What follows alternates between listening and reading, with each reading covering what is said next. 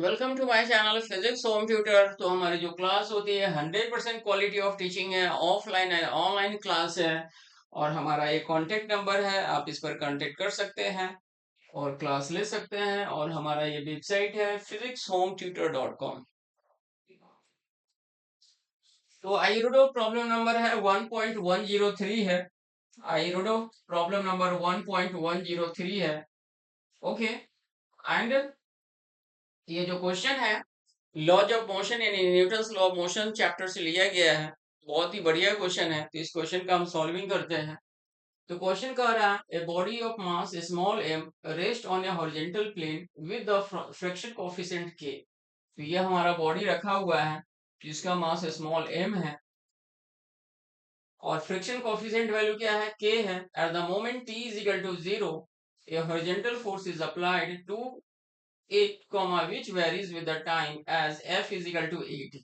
तो t is equal to 0 पर हमारा f external force 80 लग रहा है and a is a constant vector। Find the distance traversed by the body during the first t second after the force acting began।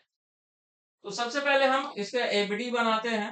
तो यहाँ पर अगर m मास का है तो नीचे हमारा mg एक्ट करेगा। Okay.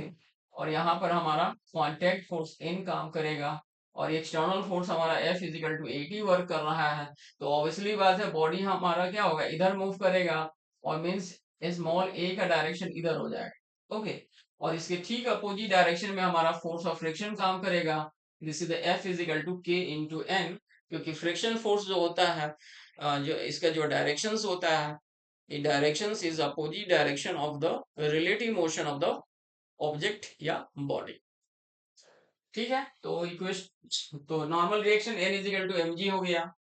Friction force k into N और n का वैल्यू mg है तो k mg हो जाएगा। अब एक्सटर्नल फोर्स हमारा 80 है तो नेट फोर्स हमारा क्या होगा, F net is equal to capital F minus small F. This is 80 minus K M G. फिर न्यूटन सेकंड लॉ मोशन मतलब एफ इज इक्वल टू क्या होता है, एम में होता है। तो ए की जगह हम DV by D T put करेंगे तो M DV by D T is equal to 80 minus K. Okay. तो एक्सेलरेशन हमारा हो जाएगा DV by D T is equal to, और एम इधर डिवाइड हो जाएगा तो ये आ जाएगा। फिर हमें वेलोसिटी चाहिए तो dt को उठाकर इधर लाएंगे और dv को हम क्या करेंगे, इसको दोनों साइड में इंटीग्रेट कर देंगे। तो इंटीग्रेटिंग करने के बाद जो है टाइम इज इक्वल टू 0 पर हमारा ऑब्जेक्ट या मतलब जो बॉडी है एम मास का वो रेस्ट में है। तो v का वैल्यू क्या हो जाएगा, हमारा 0 हो जाएगा।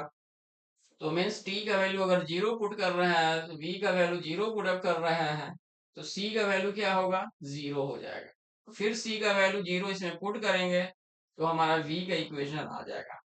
फिर हम डिस्टेंस का फॉर्मूला जानते हैं, s is equal to integration of 0 to t v dt होता है। जो हमने v का वैल्यू जो कैलकुलेट किया है वो वैल्यू हम यहाँ पुट कर देंगे और इस 0 से t के रिस्पेक्ट में जो है इसको मतलब इंटीग्रेट करेंगे और मतलब लिमिट जो है लोअर लिमिट हमारा 0 हो जाएगा और अपर लिमिट जो है t हो जाएगा। तो यही हमारा distance transverse in the first second after the force starts हमारा कैलकुलेट हो गया। सो आई होप सो आप लोगों को समझ में आ गया होगा। If you have any doubt और confusion so please comment my channels। Thank you so much।